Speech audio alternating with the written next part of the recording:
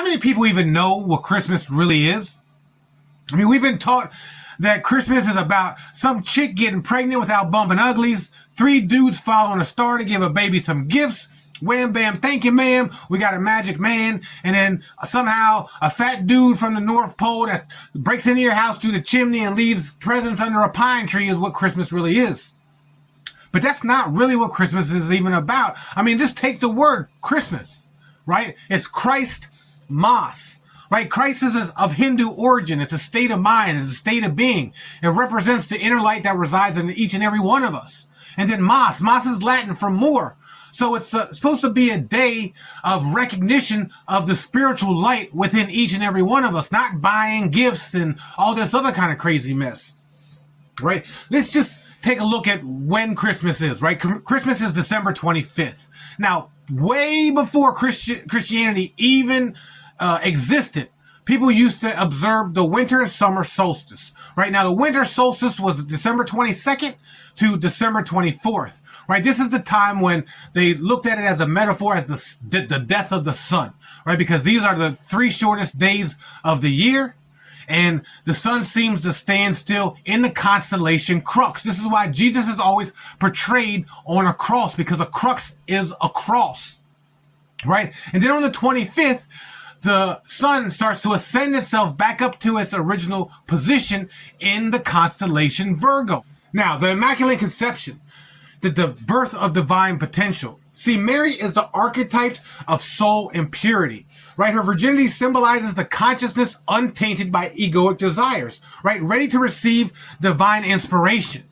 Mary represents the purified subconscious, the receptive, intuitive aspects of the human psyche. You see, immaculate means unconditioned, right? Untainted by ego. And in conception is just a moment when divine inspiration enters the receptive mind. Mary is the reflective vessel for spiritual light. Because see, as the sun is the father, the source of all consciousness, then Mary is the lunar principle, the moon. It reflects the sunlight or the unconscious subconscious, right? It's the receptive matrix of the soul. When the Christ is born, whenever the subconscious aligns with the higher self, the descent of the Spirit into Mary represents the infusion of divine wisdom into the receptive heart, right? It is the moment when the eternal spark ignites human consciousness, right? This is the Holy Spirit, which is the pneuma, the breath, the life force, the cosmic intelligence that animates all things. See, this is the Kundalini, the Chi, the Ruch, the Prana, the universal energy descending into the human vessel. Immaculate Conception is the moment the higher self plants a seed of purified inner world. It's not about biology, right? It's about the soul's capacity to birth divinity when it's surrendered to a higher will. The Star of Bethlehem, this is the light of intuition, right? Guiding seekers to the place of divine birth. See, it's the star represents the third eye, the inner guiding light that appears when the mind becomes still. See, it leads the seeker towards the Christ within. And the star is the inner compass of spirit that leads us unfailingly to truth. Now, the 3 dudes with the gifts, these weren't kings. These were magi, right? These were Persian astrologer priests, that initiates from the Zoroastrian mystery schools. And those gifts weren't random gifts. Those had alchemical properties and alchemical meaning. The first gift is gold, right? This represents a purified soul. It's the recognition of the inner sovereignty that Christ is king of the soul. Secondly, is frankincense. See, frankincense is burned to lift prayers upward, right? It's a symbol of prayer and devotion, the fragrance of communing with the Spirit. You see a lot of times, especially in Catholic churches, the incense and stuff that they're burning, this is frankincense, right? This represents the rising of consciousness. And then myrrh. Myrrh was used for embalming, right? As a symbol of mortality and transformation, acknowledging that the body passes, but the spirit is eternal. It represents the acceptance of mortality. Now, together, the Magi represents the 3 stages of spiritual alchemy, right? The Magi embody the higher faculties of wisdoms that honors the divine spark with gifts of power, devotion, and transcendence. See, the Magi correspond to the 3 stars of Orion's belt, which point directly to Sirius, the star that aligns with the rising sun on December 25th. They are the cosmic guides that leads the seeker to the inner sun. Now, let's talk about Jesus. Jesus is and has always been a symbol for the inner sun, the divine spark in every human being. This is why in earlier texts he was called the Son of Man, because Jesus is the representation of the divinity within all of us. Jesus claimed in John chapter 10, verse 34 and 36, "Ye are gods, all of you are sons and daughters of the Most High." And then again in John chapter 8, to verse 28, "When you have lifted up the Son of Man, you will know that I do nothing on my own. It is the Father that does all the work."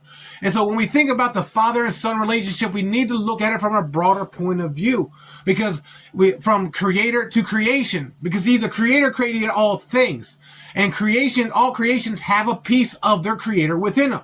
Right? That's just how creation works. No different than you and I have a piece of our fathers and mothers within us, right? And no different than grandma's banana nut muffins have a little taste of grandma in them, because she puts her little signature on them. Nobody can make them muffins like grandma's muffins. Now, each description of Jesus' environment has an inner meaning of the location of where this higher light resides, right? Jesus was born in a manger. Right? A manger is a feeding trough, right? It's a bucket for farm animals, right? It's not some extravagant crib. It's not some exuberant things, right? It represents the humble heart, the heart that shows love, empathy, and gratitude, not judgment and condemnation.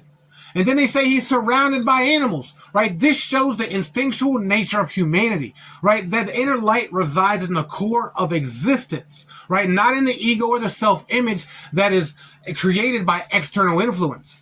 And then last is that he says that he's wrapped in swaddling clothes. These are the limitations of our physical incarnation, right? The flesh, the clothes that wraps around the inner light. See, the birth of the Christ child is an awakening of a consciousness within the human soul.